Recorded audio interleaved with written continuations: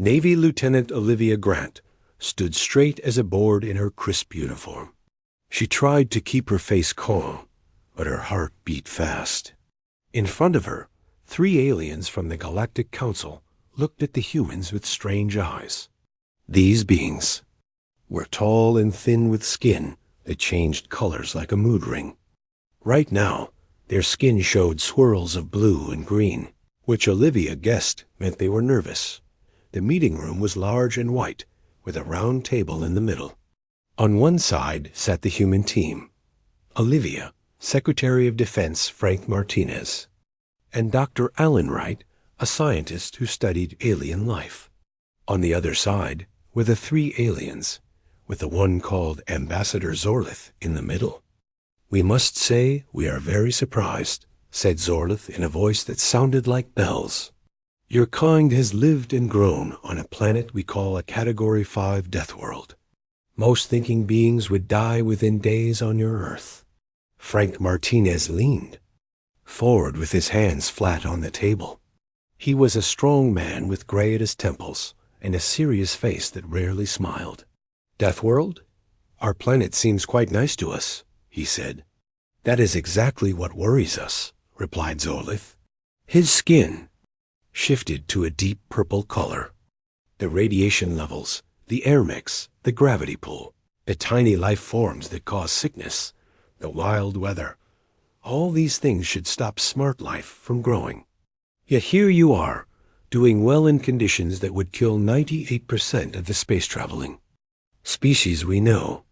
Olivia looked at Dr. Wright. He was a thin man with round glasses and quick eyes. His face showed the same surprise she felt. If Earth was so deadly to aliens, why was it so perfect for humans? "Maybe we just grew to fit our world," suggested Dr. Wright carefully. Ambassador Zorlith's skin flashed bright red for a second before going back to purple. "Maybe. Or maybe your world was built as a forge to create something specific." "Built?" Olivia couldn't stop herself from speaking out. "By who?" The 3 aliens looked at each other, their skins all turning the same soft blue color at once. "That," said Zorlith, "is what scares the Council most of all." An uneasy silence filled the Sioux room. Olivia felt a chill run down her spine, despite the room's warm air. "Please explain," Secretary Martinez said. His voice was calm, but Olivia could see his knuckles turning white as he pressed his hands against the table. "Ambassador." Zorlith's skin rippled with waves of color before settling into a steady blue-green. "The universe is very old, Secretary Martinez. Many civilizations have risen and fallen before yours or even ours began. Some of these ancient ones had powers we can barely understand." Dr. Wright nodded slowly. "You're suggesting Earth was engineered? Terraformed by some prehistoric race?" "Not just terraformed," said one of the other aliens, speaking for the first time. This one had called itself Science Advisor Kellim. Its voice was higher and faster than Zorlith's. "Your world shows signs of precise calibration. The exact mix of metals in your crust, the perfect balance of oxygen in your air, the specific strength of your magnetic field, all set to create conditions that are deadly to most life, but perfect for creating something else." "Creating what?" asked Olivia. The 3rd alien, Security Director Vram, spoke now. Its voice was deep and rough. "Warriors."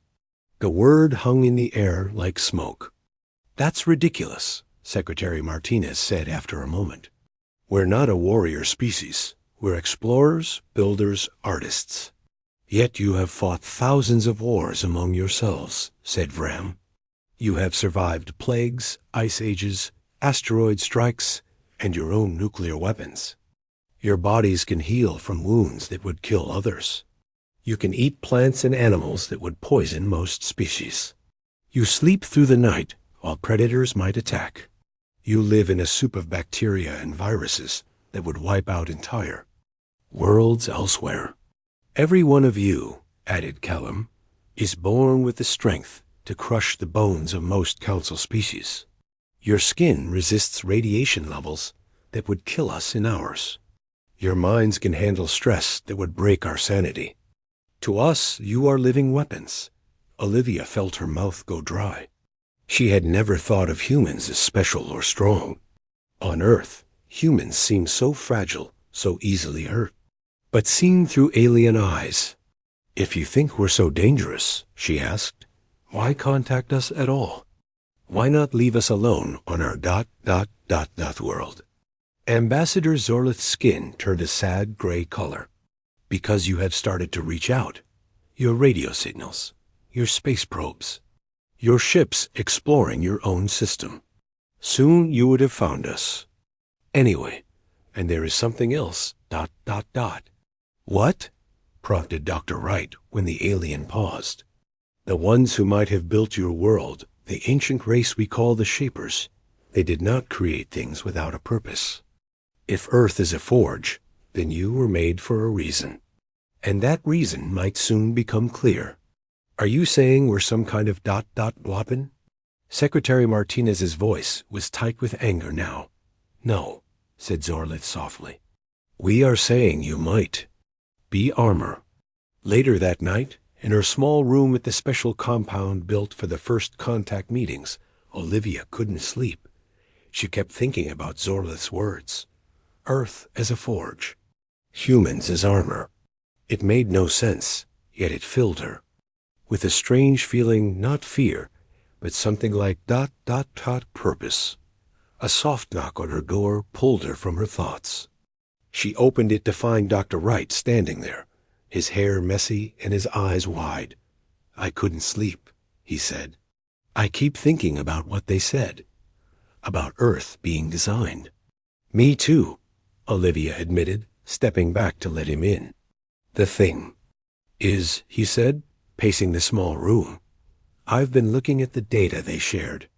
Star charts, galaxy maps, the location of council worlds." He stopped and looked at her. "Earth sits at the edge of what they call safe space. Beyond us is a region they rarely go." "So?" Olivia asked. "So what if we're not just armor? What if we're a wall, a shield at the edge of something dangerous?" His eyes were bright with excitement and fear. What if Earth was designed to create guardians against something the Shapers knew was coming? Olivia felt goosebumps rise on her arms. But what?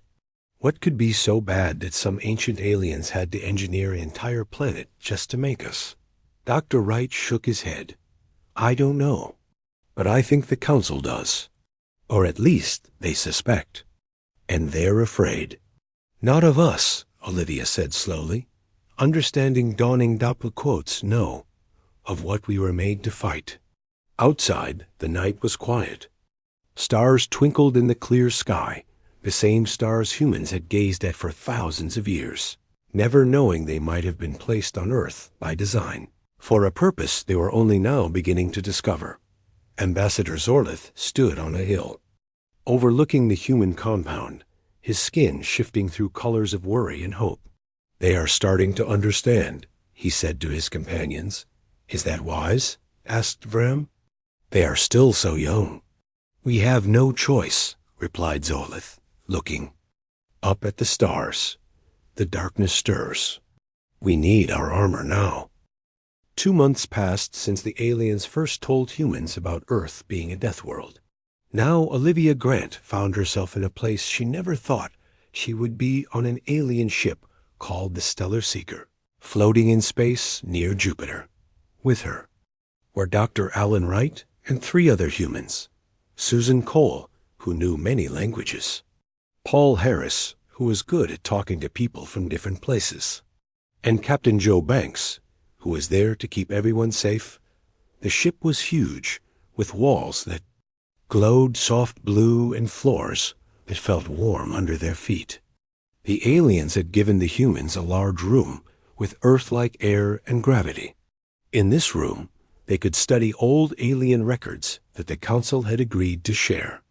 "I still can't believe they're letting us see these," said Susan, her fingers moving over a screen that showed alien writing. She had dark curly hair that she kept pulling back when it fell in her eyes. "Some of these records are 1,000,000 years old." They want us to understand, said Olivia. She stood by a window that looked out at Jupiter's swirling clouds. They're scared of something, and they think we need to know why. Dr. Wright was at another screen, his glasses reflecting the strange symbols. The more I learn about other worlds, the more I see how special Earth is. Most planets with life have only simple animals. Some have smart beings, but they live in gentle places. None are like Earth. What makes Earth so different? Asked Paul. He was a tall man with kind eyes who always spoke carefully. Everything? Said Dr. Wright. Our gravity is too strong. Our air has too much oxygen, which makes fires easy to start. Our bacteria and viruses are too aggressive. Our weather is too wild. Our radiation levels are too high. By all normal rules, Earth should be too harsh for smart life. Yet here we are, said Captain Banks with a smile. He was older than the others, with gray hair and a face lined from years of sun. Exactly, said Dr. Wright. And that's what worries the Council. We shouldn't exist. Unless someone made Earth that way on purpose. I found something. Susan suddenly called out. Everyone rushed to her screen. I've been translating these old records about something called the War of Shapers and Archivists. It happened about 1 million years ago. What does it say? Asked Olivia, leaning closer. The Shapers were beings who could change whole planets. The Archivists were beings who collected and saved knowledge. They fought a huge war. Susan's fingers traced the alien words. The Shapers believed in making life stronger through hard tests. The Archivists believed in keeping life safe and letting it grow naturally. And Earth? Asked Dr. Wright. Susan pointed to a section of text. According to this, the Shapers made special worlds. During the war. Not weapons exactly, but places to grow new kinds of life that could fight for them. Olivia felt her skin go cold. So we were made to be soldiers? That's what I thought at first, said Susan. But look at this part.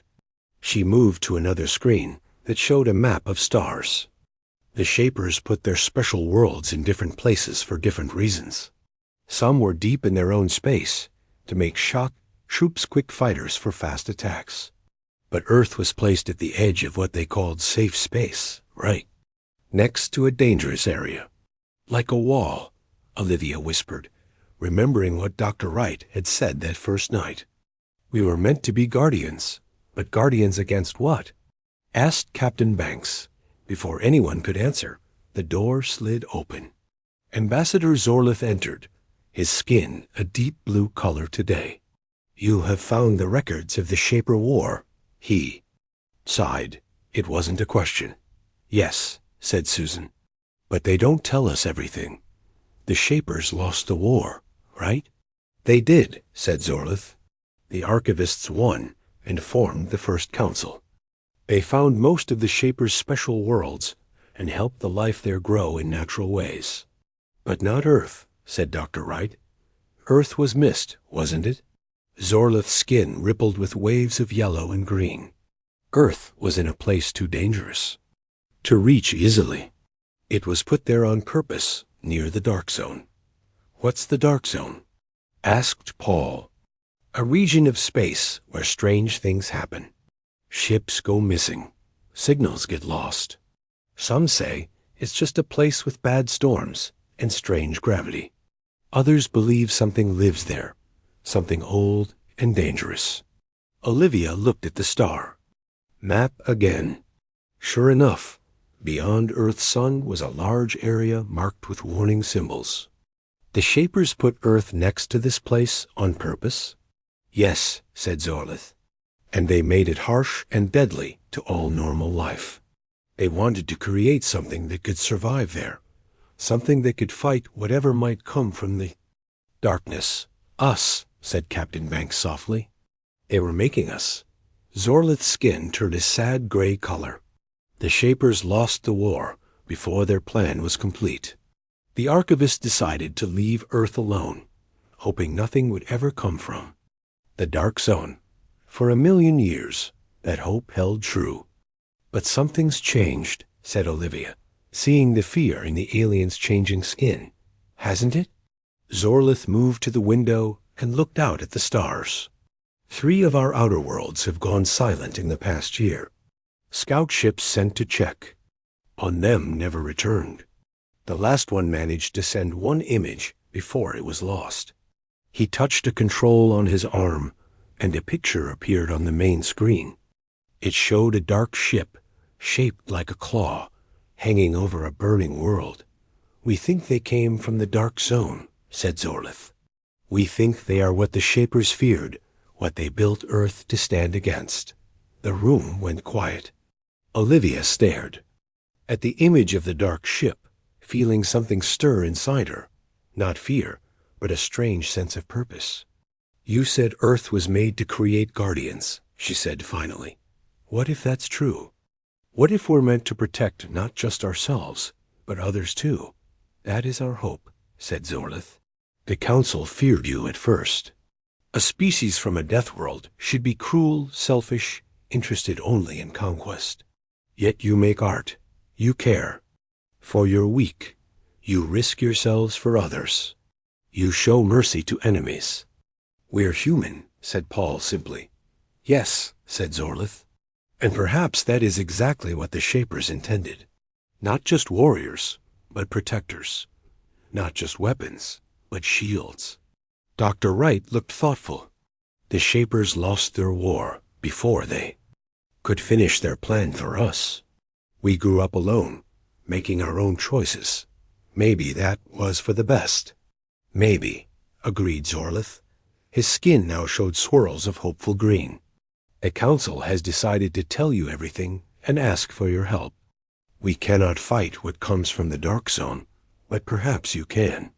Because we're from the Deathworld, said Olivia, understanding at last. No, said Zorlith. Because despite coming from a Deathworld, you chose to be kind. That is a strength. No one expected, not even the Shapers. Outside the window, Jupiter turned slowly, its great red spot like an eye watching over them. Beyond it, Earth shone like a blue jewel, a harsh world that had created not monsters, but guardians. 1 month after learning about the Dark Zone, Olivia stood on the bridge of a new ship. This one was special built by both humans and aliens together in record time. They called it the Guardian, and it was the first of its kind. Outside the large front window, stars streaked by as they traveled faster than light. Still hard to believe we're really doing this, said Captain Banks, who stood next to her. He wore a new uniform with both Earth and Council symbols on the shoulders. First humans to visit another star system, Olivia agreed. Not how I thought it would happen. Dr. Wright joined them, looking tired but excited. The Council scientists say we'll reach the Edge system in about 2 hours.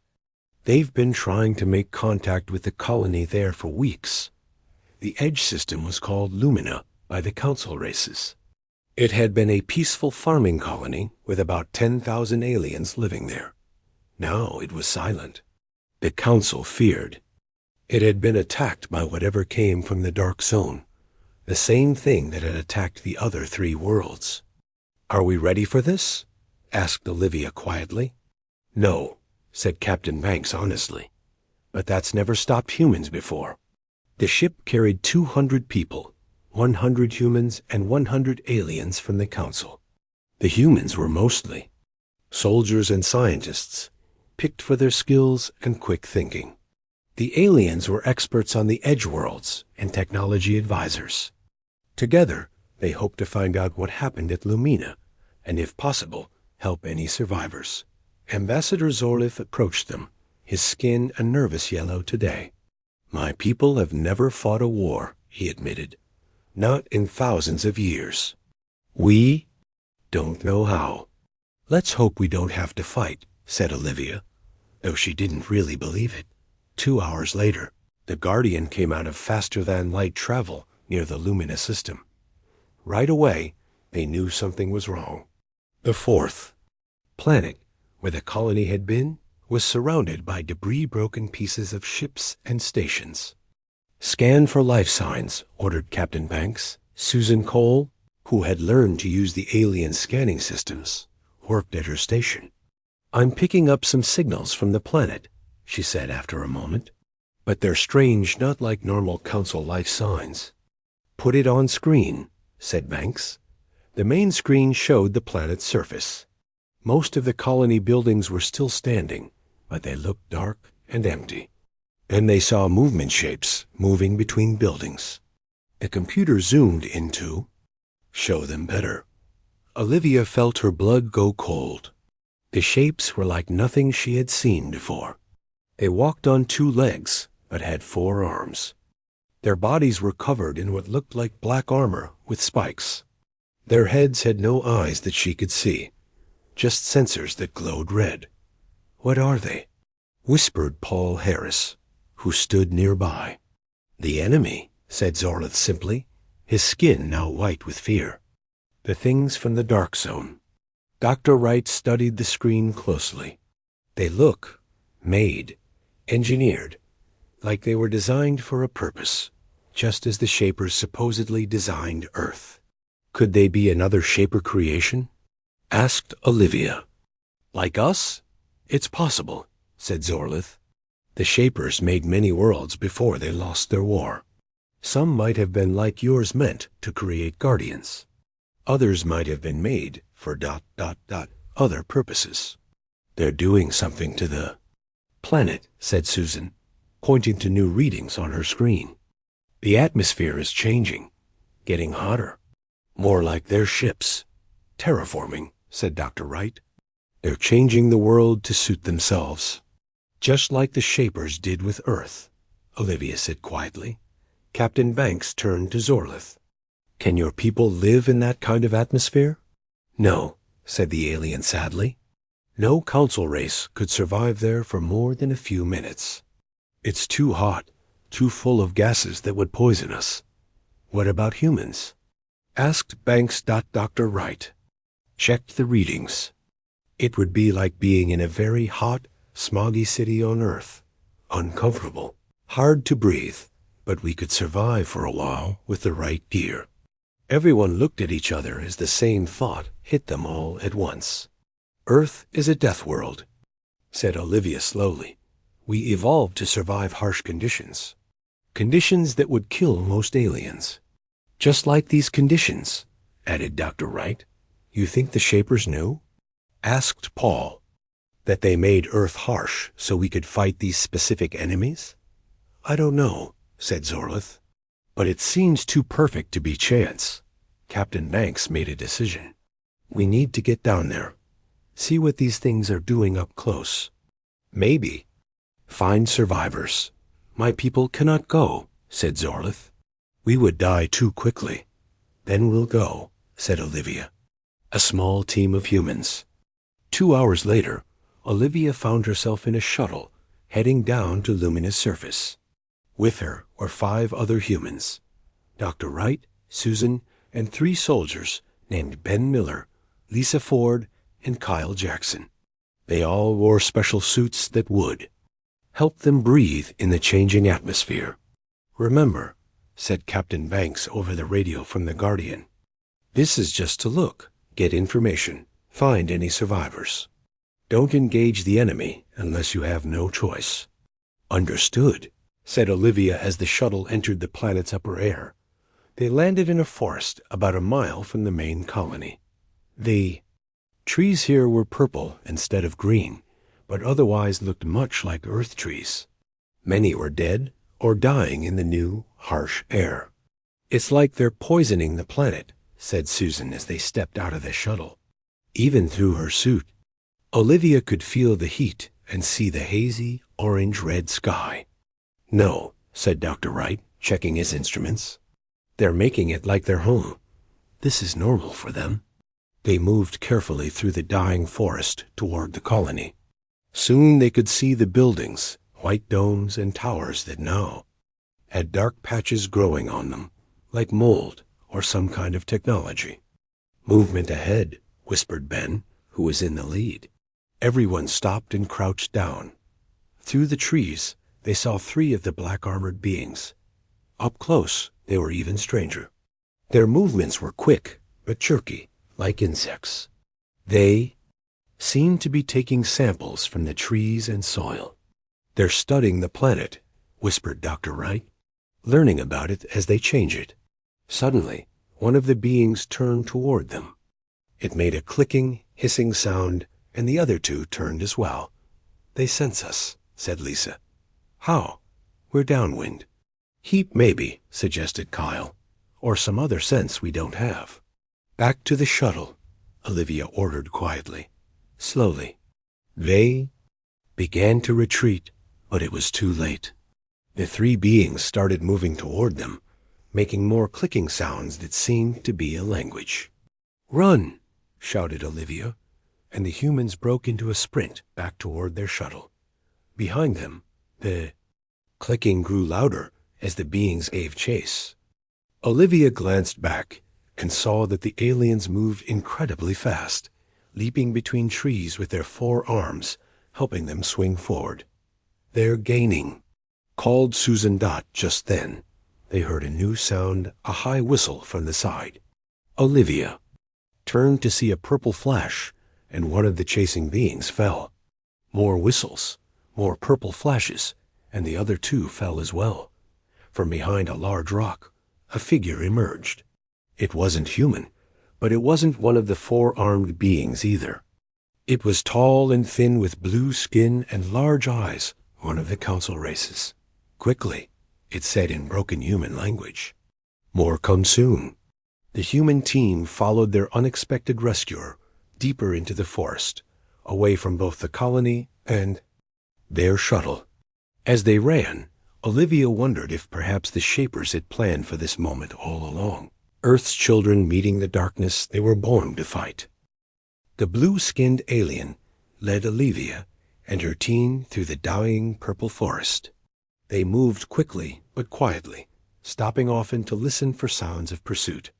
After about 20 minutes, they reached a hidden entrance in the side of a small hill. It was covered with branches and leaves. "In here," the alien said, pulling aside the cover. "Safe place." Olivia went first, followed by the others. Inside was a tunnel that led down into a large cave. The air was cooler here, and Olivia's suit sensors showed it was cleaner too.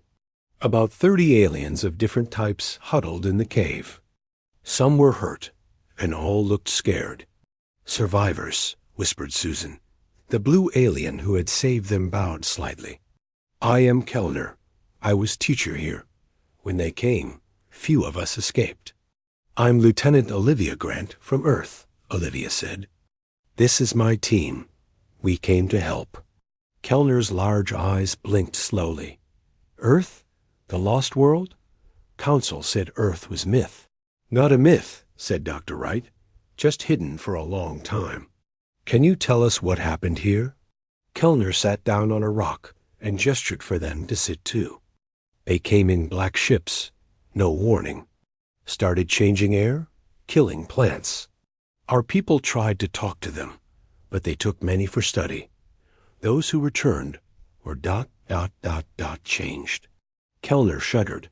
"Not same anymore, like empty shells walking." "How?" "Long ago?" asked Olivia. 20 days, said Kellner. "Each day air gets worse. Soon even in cave we cannot breathe." "But you fought them," said Ben. "We saw you take down 3 of them."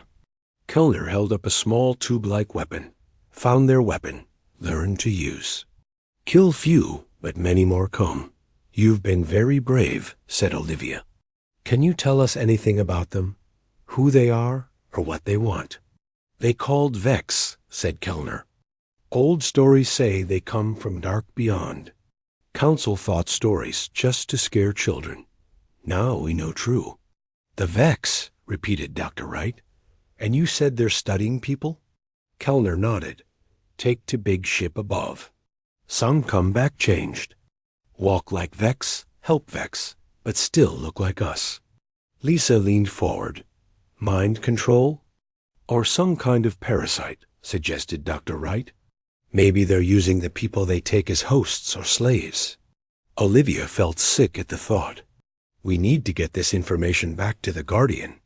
And we need to get these people out of here, added Susan, looking at the scared survivors. Kyle checked his equipment. The shuttle can hold about 20 people besides us. We'd need to make 2 trips to save everyone. Olivia made a quick decision. Kyle, you and Lisa take as many as you can in the first trip. Get them to the Guardian, and come back for the rest. The rest of us will stay here and learn what we can from Kellner. What about the Vex? Asked Ben. They'll be looking for us after we took down 3 of them. We'll have to be careful, said Olivia. Dr. Wright, I want you to study everything Kellner can tell you about the Vex. Susan, see if you can get any of the survivors to describe the inside of the Vex ship. Any information could help us. While Kyle and Lisa took the first group of survivors to the shuttle, Olivia talked more with Kellner. The aliens seemed glad to have someone to fight back against the invaders. Before they came, Kellner said, I study old records. Stories say Vex made by ancient race called Shapers. Dr. Wright looked up sharply. The Shapers? The same ones who might have made Earth? Yes, said Kellner. Stories say Shapers made many worlds, some for good, some for bad. Vex world made to create perfect warriors. No mercy, no fear, only hunger. To spread, like a virus, said Susan. But why now? Asked Olivia. If the Vex have been out there for 1,000,000 years, why attack now? Kellner's eyes blinked sadly. Stars change, paths open. Dark beyond, not always touchable. Now path clear to council worlds. And we're in the way, said Ben. Yes, agreed Kellner. First they take edge worlds, then go deeper. Council cannot fight. Council worlds too gentle, people too soft. Dr. Wright was quiet for a moment, thinking.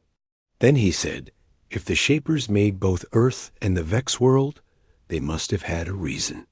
What if Earth was made specifically to stop the Vex? A counter-creation, said Olivia slowly. One Deathworld to stop another. But Vex stronger, said Kellner. Made only for war. Humans made for... What? That's what we need to find out, said Olivia. 2 hours later, Kyle and Lisa returned with the shuttle. By then, Olivia had formed a plan. Instead of just rescuing the remaining survivors, they would try to get closer to the main colony. They needed to see exactly what the Vex were doing. It's risky, Captain Banks said over the radio when she told him the plan. But you're right, we need more information. Be careful, Lieutenant. The team left 5 of the remaining survivors to go with Kyle in the shuttle. Olivia, Dr. Wright, Susan, Ben, and Lisa would go with Kellner to a place where they could watch. The colony. Kellner knew a good spot on a hill that overlooked the main area. They moved carefully through the forest, which was now even more dead than before. The air was getting worse by the hour. Even in their suits, they could feel the heat and see the reddish haze that filled the sky. From the top of the hill, they had a clear view of the colony. What they saw made them all freeze in shock. The Vex had built a huge tower in the middle of the colony. It reached up toward the sky, glowing with red energy. Around it, hundreds of Vex moved in perfect order, like ants in a nest. Some were building more structures, while others were bringing in captured aliens. What is that tower? Asked Ben. Dr. Wright used his instruments to scan it. It's putting out massive energy readings. I think... I think it's a beacon or a gateway. They're calling. More of them, said Olivia, understanding at once. Yes, said Kellner. Call fleet, many ships, take all worlds. As they watched, the top of the tower opened like a flower. A beam of red light shot up into the sky, parting the clouds. They're accelerating their plans, said Dr. Wright. We don't have much time. Suddenly, Lisa pointed to the side of the colony. Look there. A group of about 20 Vex was heading out from the colony, moving directly toward the hill where they were hiding. They've detected us, said Ben. We need to move now. As they turned to run, Olivia saw something that made her stop. Among the Vex were figures that walked differently, aliens from the colony who had been changed as Kellner had described, and leading them was a human. That's impossible, whispered Susan. There were no humans here before us. Unless, said Dr. Wright slowly, they've been to Earth already, without us knowing. The human figure looked up toward their hiding spot and seemed to stare directly at them. Even from this distance, Olivia could see that its eyes glowed red, just like the sensors on the Vex. Run, said Olivia. Back to the shuttle. We need to warn Earth.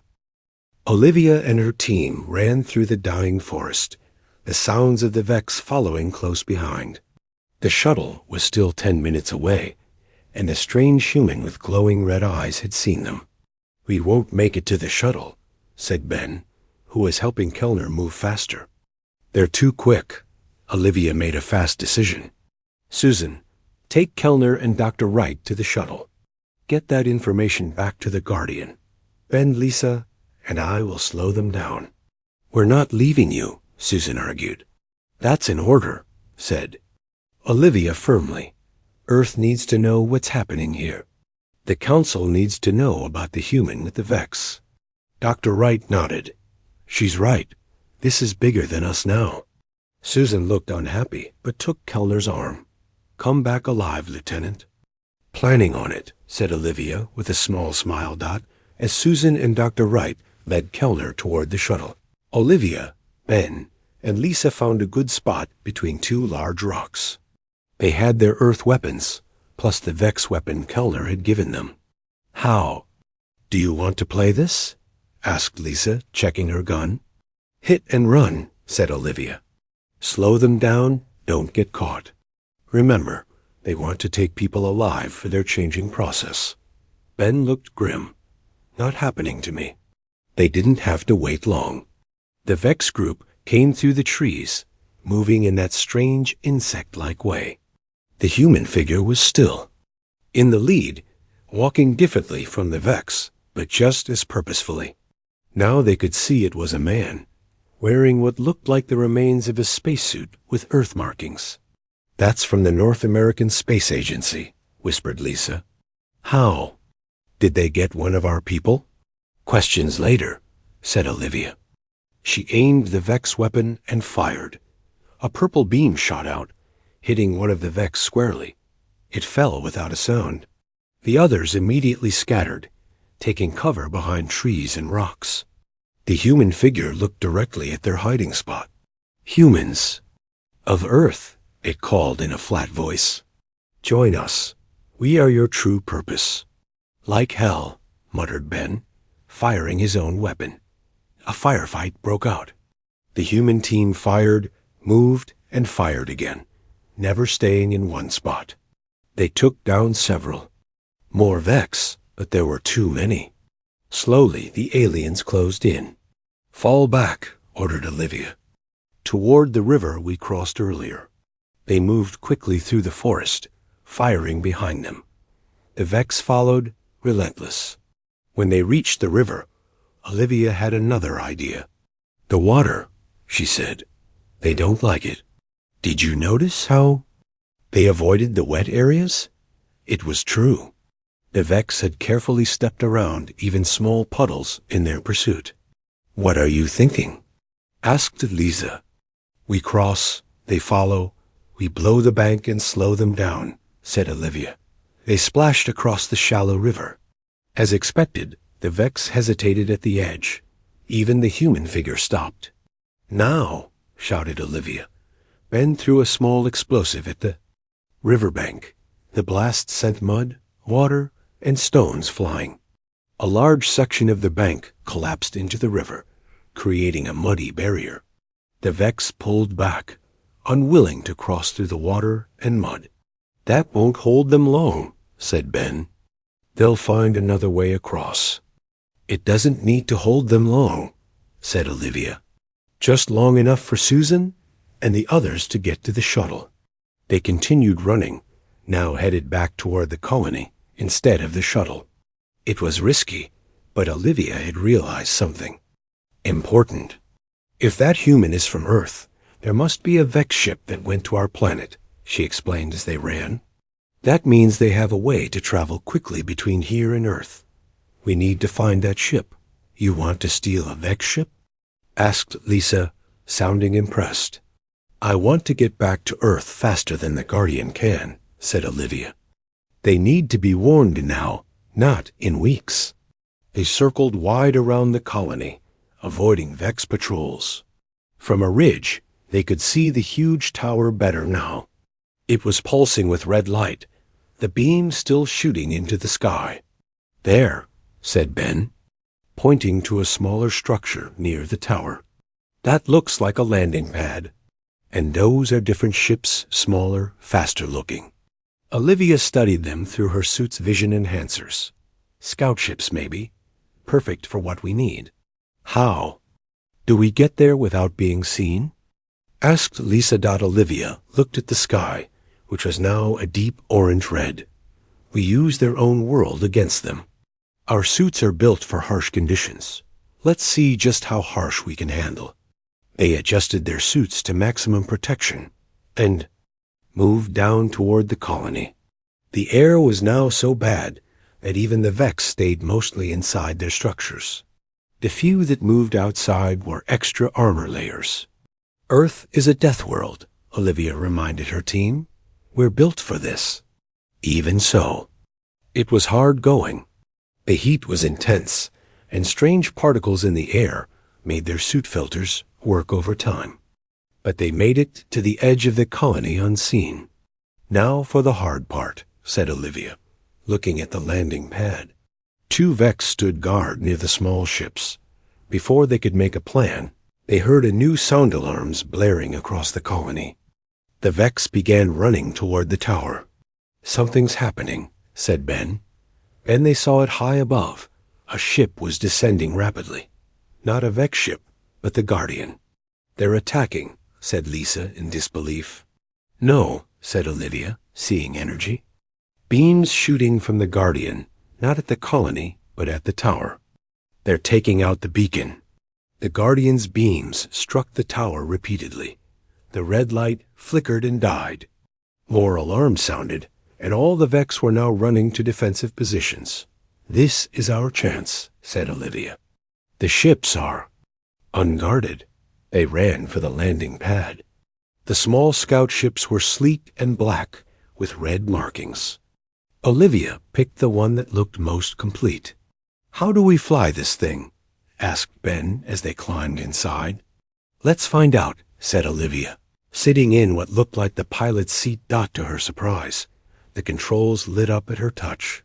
The ship seemed to respond to her somehow. "It's like it knows me," she said in wonder. "You're human," said Lisa. "If the Vex were made by the same shapers who made Earth ... then maybe their tech responds to us too," finished Olivia. The ship hummed to life. Outside, they could see the Guardian trading fire with Vex defenses. The tower was now burning. Its beacon destroyed. Olivia found what seemed to be the flight controls. The ship rose smoothly from the pad. A few Vex noticed and fired at them. But it was too late. They were airborne. "Now to figure out how to get back to Earth," said Olivia. A display appeared before her, showing star maps. One path glowed brighter than others, a direct route to Earth's solar system. "It does know," whispered Lisa. "It knows where Earth is." As they shot up into space, leaving Lumina behind, Olivia thought about everything they had learned. The Shapers had made Earth harsh to create humans who could survive anywhere.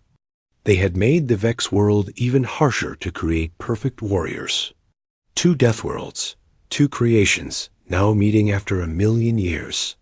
"Earth's a death world," she said softly. But now we know who it was designed to destroy. The ship accelerated to impossible speed, carrying its human crew back to warn Earth of the coming Vex. Behind them, the Guardian continued its fight, buying time for humanity to prepare for war. But Olivia had realized something else too, something important. The Vex were made only for war, but humans were different. Despite coming from a harsh world, they had developed compassion, art, and mercy. Perhaps the Shapers had a deeper plan after all. Perhaps humans were meant to be not just survivors of a death world, but its REDEMERS. As stars streaked by, Olivia wondered if, when the final battle came, humanity's true strength would be not just their ability to survive where others couldn't, but their determination to build rather than destroy, to protect rather than conquer. Maybe Earth wasn't designed to destroy anything. Maybe it was designed to save everything.